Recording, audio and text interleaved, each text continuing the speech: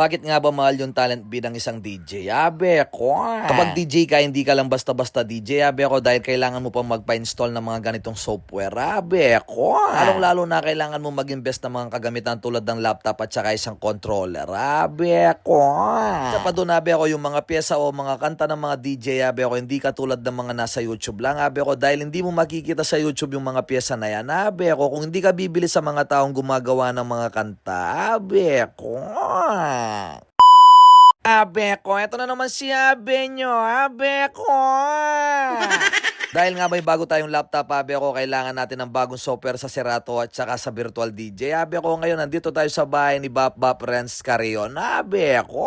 Para nga pa-install yung mga software na yun, Abe ko, dahil kailangan natin sa mga event natin. Abe ko. Pagdating ko nga pala dito, Abe ko, hindi na nagpatumpik-tumpik si Bap Renz. Sabi ko, yan na nga sinalang nakagad ang laptop natin. Abe ko, para nga install yung software. Abe ko.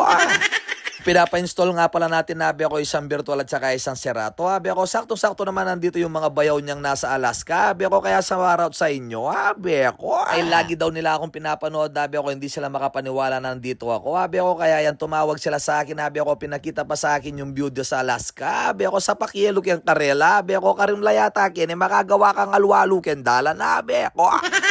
At pinakita na rin sa akin yung bahay nila doon sa Alaska. Abe ako, special shoutout nga pala kay Aisel. Abe ako, mag-ingat po kayo palagi dyan sa Alaska. Abe ako. At salamat rin po sa pag-order ng mga damit natin na abe ako at saka yung mga jacket. Abe ako, pagkatapos doon, abe ako, yan na nga, nagapag na ng pagkain si Mother. Abe ako, may gluto yung adobong kapampangan. Abe ako. Siyempre, ano pang gagawin natin? Abe ako, hindi na uso yung hiya-hiya ngayon. Abe ako, kung malama rin kang yan panahon na ini. Matekang marano. Abe ako, kaso yung manok na pinatay nila, abe ako, buhay pa yan, tumalon siya, abe ako, bisang papakanabe ako.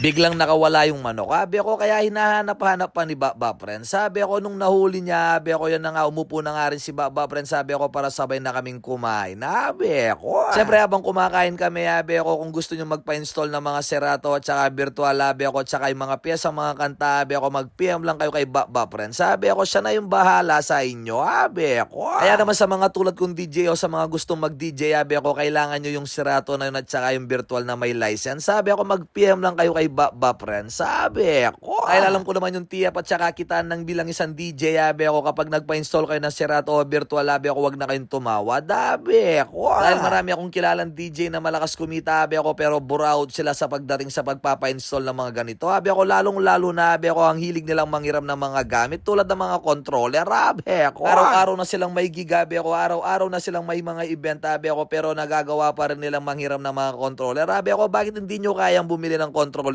nyo, abe ako? Pag nag-DJ ka, abe ako, kahit ano pang trabaho mo, kailangan mag-invest ka ng mga kagamitan, abe ako, para hindi ka nanghihiram, abe ako. Tulad lang ng isang kapintero, abe ako, kung wala kang martilyo, abe ako, paano ka makakagalaw o paano ka makakapagtrabaho, abe ako, kailangan meron ka sarili mo, abe ako. Kung makalipas na nga yung 2 oras, abe ako, dahil nga natagalan kami, tsaka kumain pa kami, abe ako, tsaka pina-install ko na nga rin pala yung VMAX sa kanya, abe ako, ngayon ito na nga pala yung virtual at tsaka Serato natin na software, abe ako. Kaya ngayon papaldo na tayo, abe ako, dahil bago yung laptop natin, bago yung Serato at saka virtual, abe ako, kaya sa mga naghahanap ng DJ dyan at saka Lights and Sound, sabi ako, mag-PM lang kayo sa akin, abe ako. Dahil bibigyan ko kayo ng magandang presyo, abe ako, siyempre kailangan lasingin nyo muna ako, abe ako. Kaya maraming salamat kay Bap Renz Carrion, abe ako, lalong-lalo na sa suporta kay Bap. So yan, abe ako, Motovlog. Mag-ingat po kayo palagi, abe ako. God bless. Thank you. Bye.